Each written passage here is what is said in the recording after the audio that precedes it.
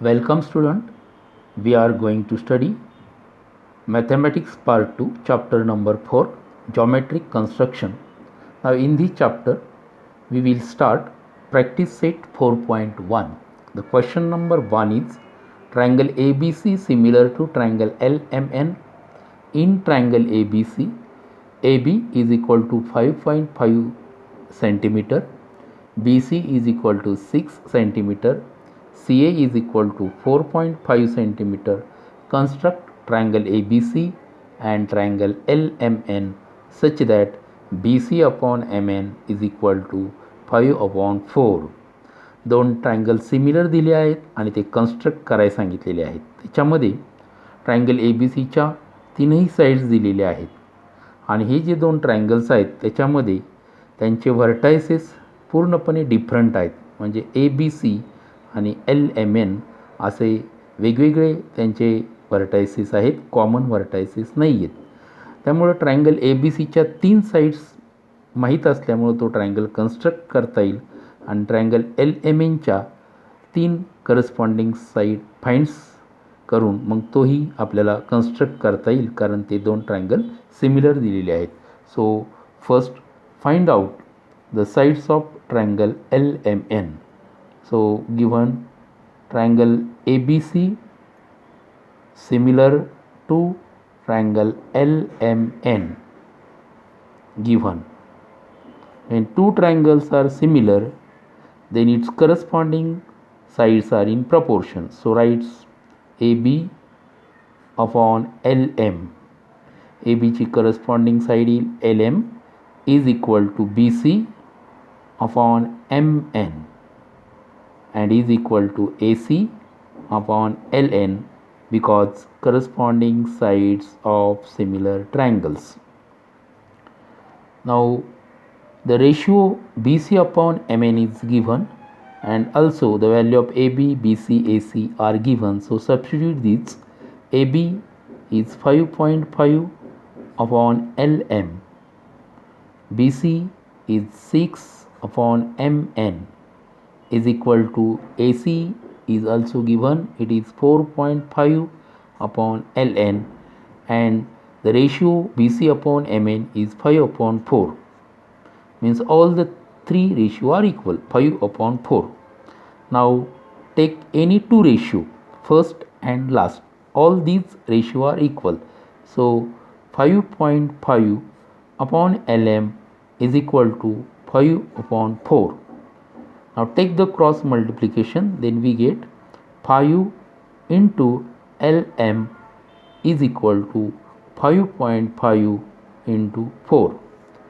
Therefore LM is equal to 5.5 into 4 upon हे into 5 आहेत ते इक्वलच्या राईट साईडला घेतले की डिवाइड होतील. So upon 5. Now 5.5 is divisible by 5. So 5 ones are 5, 5 ones are 5, then point is there, again 5 ones are 5. Therefore LM is equal to, now 11 into 4 that is 44, but there is decimals point, so LM is equal to 4.4 centimeter. Now find second side of triangle LMN. So for that take ratio number second and last. 6 upon MN is equal to 5 upon 4. Now take the cross multiplication, then we get 5 into MN is equal to 6 into 4. Therefore MN is equal to 6 into 4 24 and into 5 तर divide होतील पा आणि divisible by 5 पासने भाग जाईल. 5 चोक 20, खाली 4 राहतात, point द्यावा लागेल आणि 4वर 0 घेतला की 40 होतील आणि 5 40. Therefore MN is equal to 4.8 centimetre. Then find out the remaining third side. For that take last two ratio, then we get LN. So write 4 0.5 upon ln is equal to 5 upon 4. Take the cross multiplication, then we get 5 into ln is equal to 4 into 4.5.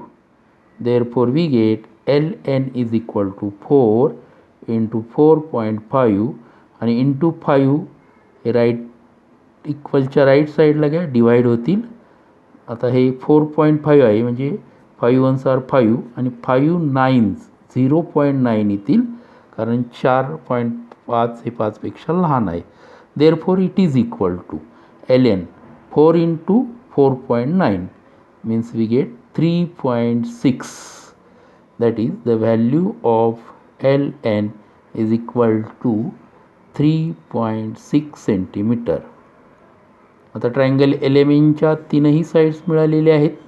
आता दोन्ही triangles आपल्याला हे construct करता येतील. First draw triangle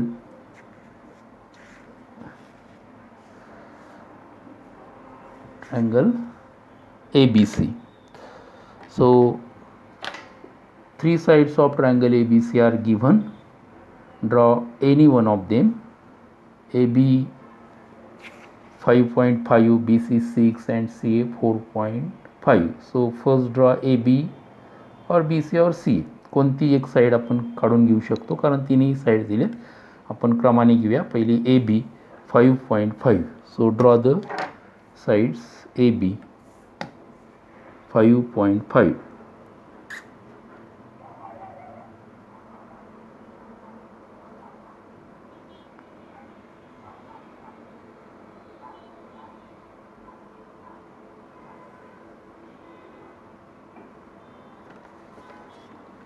Write the name of points AB and measure is 5.5 centimeter.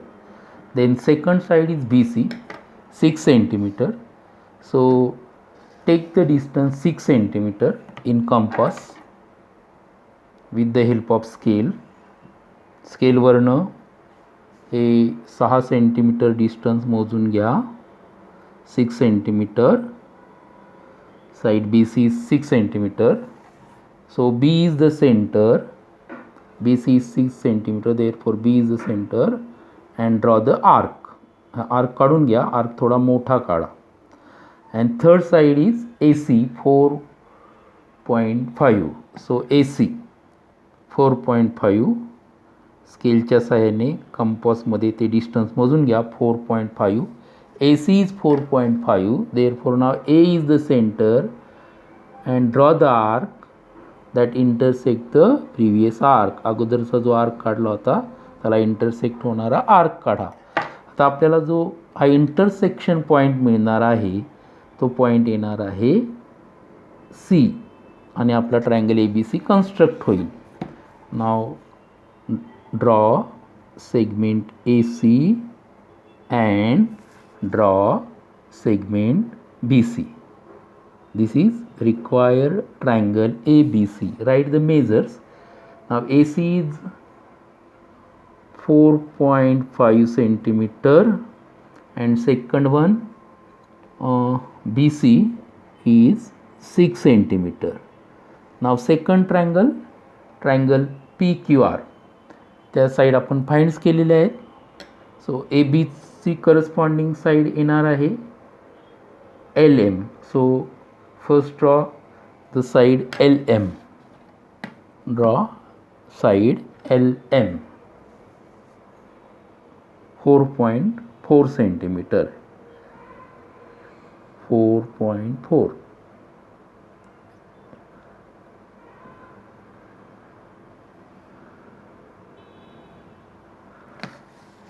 LM is 4.4 centimeter. Then second AC ची corresponding side कोणती येणार आहे पहा. AC ची corresponding side is LN. Now distance LN is 3.6. 3.6. So take the distance 3.6 in compass. 3.6. ln is 3.6, therefore L is the center and draw the arc.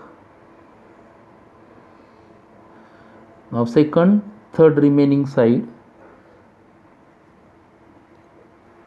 BC ची corresponding side येणार आहे पहा MN. Now MN is 4.8. So take the distance 4.8 in compass. 4.8. Take 4.8. MN is 4.8. So M is the center and draw the arc that intersect the first arc. Now this intersection point is N. Now join this point. First draw this true segment LN and segment MN. Write the measure. Now LN is 3.6 centimeter and MN is 4.8 centimeter. These are two required similar triangles. अशा प्रकारे दोन similar triangles त्यांचे वेगवेगळे vertices असतील तर ते आपल्याला draw करता येतील. त्यासाठी तीनही आपल्याला त्याचे करस्पॉन्डिंग एलिमेंट्स फाइंड करून घ्यावे लागतात. Now question number 2. Question number 2 is triangle PQR similar to triangle LTR. In triangle PQR, PQ is 4.2 centimeter, QR is equal to 5.4 centimeter, PR is equal to 4.8 centimeter. Construct triangle PQR and triangle LTR such that PQ upon LT is equal to 3/4. आता हे दोन triangle similar आहे पण या दोन ट्रायंगलमध्ये R is common point. Common point आल्यानंतर त्याचे दुसऱ्या ट्रायंगलचे करस्पॉन्डिंग एलिमेंट फाइंड करावे लागणार नाही. So first draw the rough figure. Rough figure काढल्यानंतर आपल्याला अंदाज येईल कन्स्ट्रक्शनचा. PQR similar to LTR. आता याच्यामध्ये रेशिओमध्ये पहा PQ upon LT 3/4. PQ side जी आहे ती एखाद्या नंबरच्या तिप्पट आहे आणि LT जी आहे त्याच नंबरच्या 4 पट आहे असं त्या रेशिओचं मिनिंग होतं. म्हणजे ट्रायंगल PQRच्या साईड लहान येणार आहेत आणि ट्रायंगल LTRच्या साईड मोठ्या येणार आहेत. आपण हे दोन ट्रायंगल जर रफमध्ये सुरुवातीला काढले तर ते कसे येतील पहा. ट्रायंगल LTR हा ट्रायंगल आपला त्याच्या आधी तुम्हाला ट्रायंगल PQR दिलेला आहे. तर R हा कॉमन पॉईंट आहे. R हा कॉमन पॉईंट आपण सुरुवातीला घेऊ आपल्या सोयीसाठी आणि मग साईड QR किंवा साईड PR. साईड QR काढूया. ही साईड सपोज QR 5.4 सेंटीमीटर. आता पॉईंट P कसा येणार आहे पहा. PQ 4.2. हे अंदाजे काढायचे. रफ फिगर आहे पाही सुरुवातीला. So PQ suppose this is P is 4.2 centimeter and third side is PR 4.8. PR is 4.8.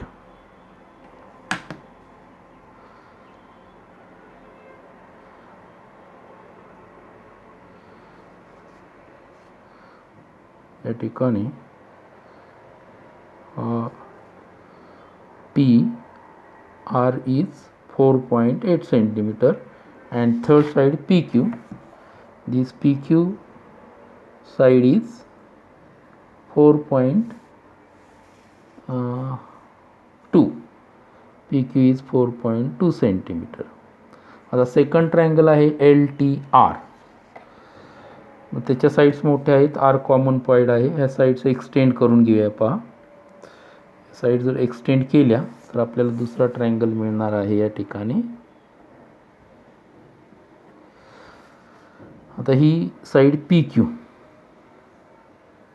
आणि पी क्यू आणि एल टी या करस्पॉन्डिंग साईड आहेत. पी क्यू आणि एल टी म्हणजे पी क्यूची एल टी साईड ही अशी येईल साधारणपणे. पहा, एल टी हा एल पॉईंट येईल आणि हा टी पॉईंट येईल. म्हणजे ट्रायंगल एल टी आर आणि ट्रायंगल पी क्यू आर 1:1 करस्पॉन्डन्सप्रमाणे असे आपल्याला ते ड्रॉ करावे लागतील. रफ फिगर काढल्यानंतर थोडासा अंदाज येईल. So first draw segment QR with length 5.4. So first draw the segment QR. Length QR is 5.4. 5.4.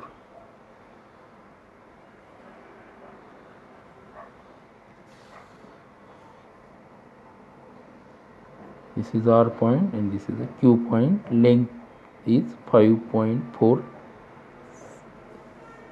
हाँ बघा, QR हा ड्रॉ केलेला आहे 5.4 centimetre.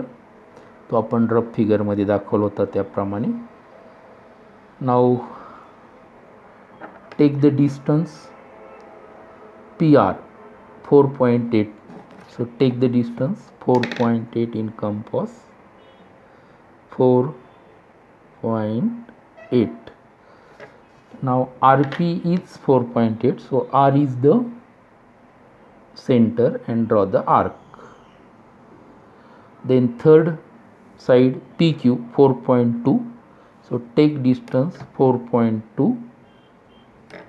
So take a distance 4.2 and draw the arcs that intersect the first arc.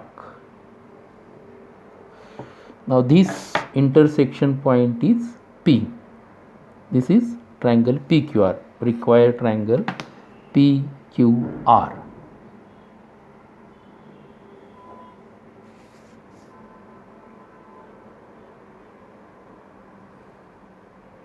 Now write the measurement. The PR is 4.8 centimeter. बघा rough फिगरमध्ये आपण दाखवलेली आहे. PQ is 4.2 centimetre. आता R कॉमन पॉईंट आला. Question 1मध्ये असे common point नव्हते. त्याच्यामुळं आता हे सिमिलर ट्रायंगल कसे काढायचे पहा. याच्यामध्ये जो कॉमन पॉईंट आहे त्याजवळ खालच्या साईडला म्हणजे RQ सेगमेंट किंवा साईड आहे त्याच्या खालच्या साईडला एक ॲक्यूट अँगल मोजण्याची गरज नाही आहे. लेस दॅन 90 डिग्री अँगल येईल असा कोणताही एक अँगल करून घ्या. हा ॲक्यूट अँगल तयार होईल असा आर जवळ क्यू आरच्या खालच्या साईडला एक अँगल तयार करून घ्यायचा लेस दॅन 90 डिग्रीचा.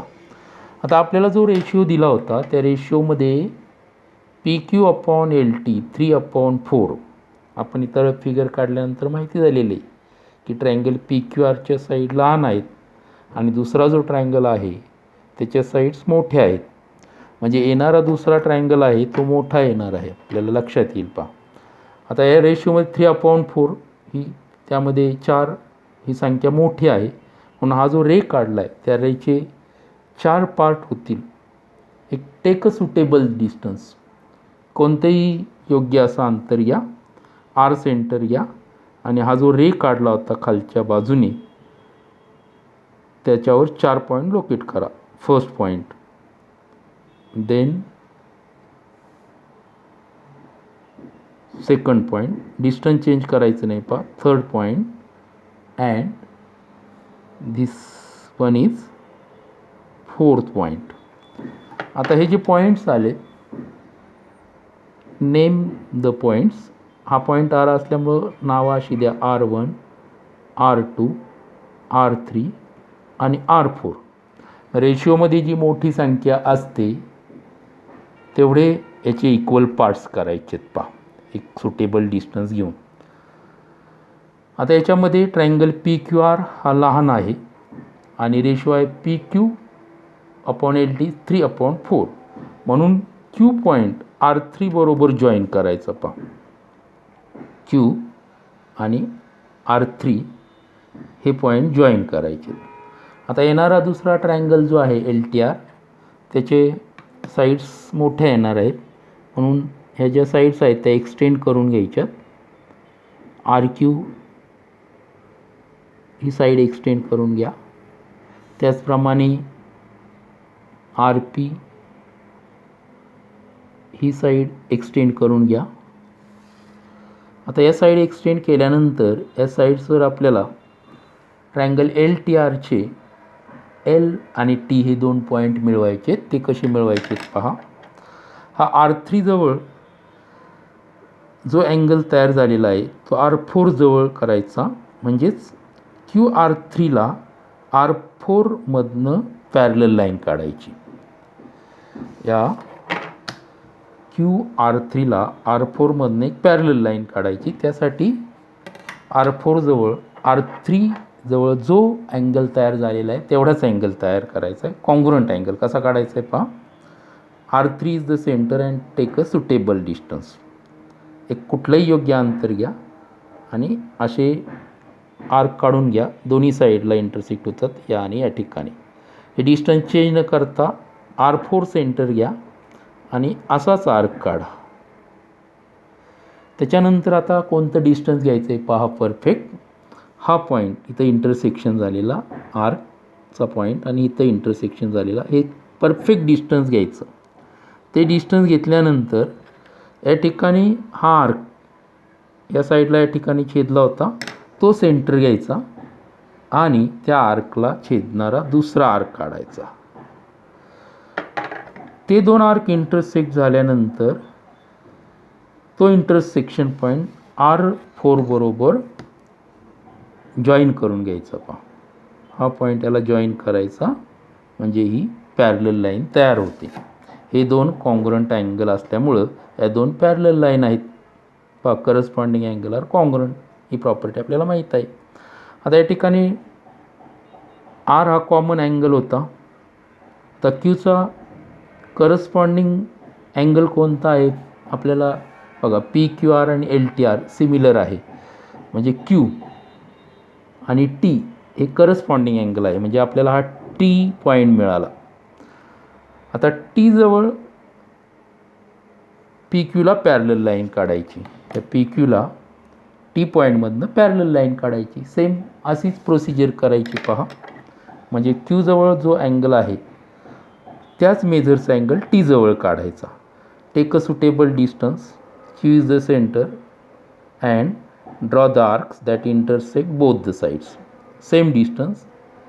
T is the center. T is the center and draw the arcs. Now आता हा जो पहिला आर्क काढला होता ते हे 2 पॉईंटच्या दरम्यान जे डिस्टन्स आले ते परफेक्ट डिस्टन्स घ्या. ते डिस्टन्स घेतल्यानंतर आता दुसरा आर्क RQ या लाईनला या ठिकाणी इंटरसेक्ट झाला होता तो सेंटर घ्या आणि त्या आर्कला इंटरसेक्ट करणारा दुसरा आर्क काढा. हे 2 आर्क ज्या ठिकाणी इंटरसेक्ट झालेले आहेत तो इंटरसेक्शन पॉईंट आणि T याच्यामधून जाणारा सेगमेंट काढा किंवा लाईन काढा. म्हणजे ही PQला पॅरलल लाईन होईल. आता आपला जो दुसरा ट्रायंगल होता तो LTR हा L पॉईंट राहिलेला. बघा आता हा ट्रायंगल तयार झाला LTR आणि पहिला आहे PQR. अशा प्रकारे ज्यावेळेस 2 ट्रायंगलमध्ये एखादा पॉईंट कॉमन असेल त्यावेळेस कन्स्ट्रक्शन ही अशा प्रकारे करावी लागते. बाकीच्या साईड्स किंवा अँगल फाइंड करायचे नसतात. पण जर दोन्ही ट्रायंगलमध्ये कॉमन पॉईंट नसतील तर क्वेश्चन 1मध्ये ज्याप्रमाणे कन्स्ट्रक्शन केली, पहिल्यांदा साईड फाइंड्स केल्या आणि मग कन्स्ट्रक्शन केली.